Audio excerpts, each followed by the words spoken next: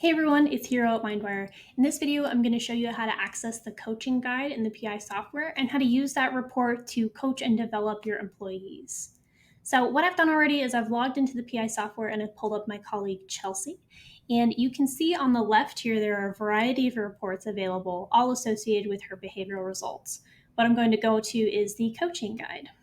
What the coaching guide does is it compares the person's behavioral results to the ranges that we've set for the job.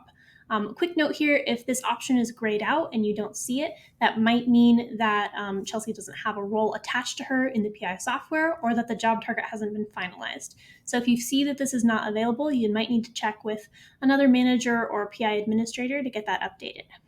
So what we can see here on the coaching guide is first just a visual. The blue is going to be the person, so these are Chelsea's natural behaviors.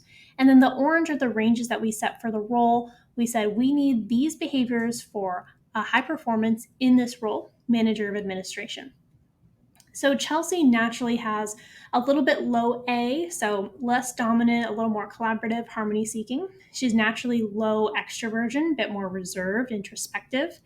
Naturally low C, a bit more driving, impatient, and very high D, so high formality, very precise, rules oriented, good with follow up and follow through. What we said we were looking for in the job, again, that's the orange. We said we're looking for high A, very independent and assertive. Low B, reserved, introspective.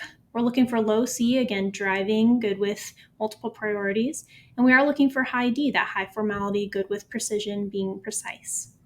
So just visually, you can see that Chelsea's a great fit for this role. It's a role that we hired her to be in based on her behavioral fit. And visually, I can see she matches right up with the B. Her C is a little bit higher than the range, but it's a great fit because it's on the left side and we asked for left side. So we asked for low C, we got it. And her D factor, she has much more D, more formality than we looked for in the job. But again, it's just more of that behavior that we're looking for.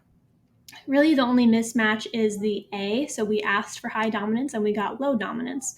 It's pretty moderate because it's close to the midpoint there. So that's a quick visual analysis.